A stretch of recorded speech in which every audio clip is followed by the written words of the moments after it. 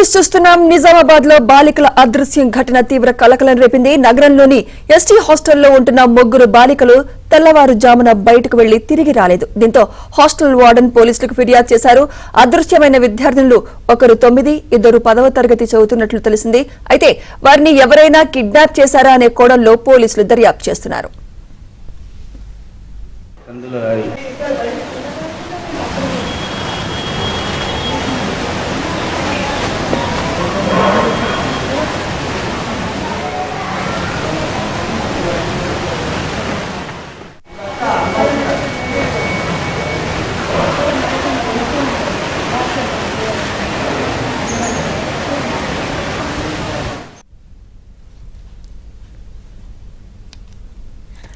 నిజామాబాద్ లో బాలికల అదృశ్య ఘటన తీవ్ర కలకలం రేపింది. నగరంలోని ఎస్టీ హాస్టల్లో ఉంటున్న ముగ్గురు బాలికలు తెల్లవారుజామున బయటకు వెళ్లి తిరిగి రాలేదు. దీంతో హాస్టల్ వార్డెన్ పోలీసులకు ఫిర్యాదు చేశారు.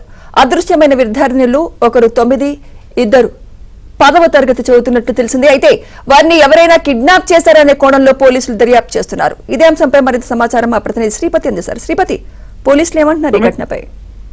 సుమిత్ర, ఈ ముగ్గురు విద్యార్థులకు సంబంధించి విచారణ మాత్రం కొనసాగుతోంది. అయితే సీసీ ఫుటేజ్ ఆధారంగా వారు ఏ ప్రాంతాల్లో వెళ్లారు, ఎక్కడెక్కడ సంచరించారనే విషయం మాత్రం ప్రాథమికంగా ఒక నిర్ధారణకు వచ్చినట్లు తెలిసింది.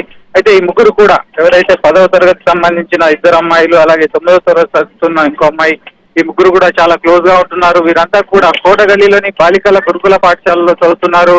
అక్కడే ఉన్న ఎస్సీ హాస్టల్లో ఉంటున్నారు. అయితే ఈ ముగ్గురు ఫ్రెండ్స్ కలిసి బుధవారం తెల్లవారుజామున బయటకు వెళ్ళినట్లుగా హాస్టల్ వార్డెన్ చెప్తున్నారు.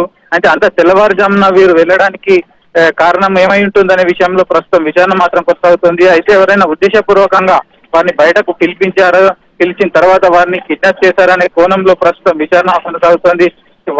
వారు ఆ ముగ్గురు అమ్మాయిలు మాత్రం బయటకు వెళ్లే విషయంలో ఒక క్లారిటీ మాత్రం రాలేదు. కుటుంబ సభ్యులతో కూడా మాట్లాడడం జరిగింది. వారి కుటుంబ సభ్యులు కూడా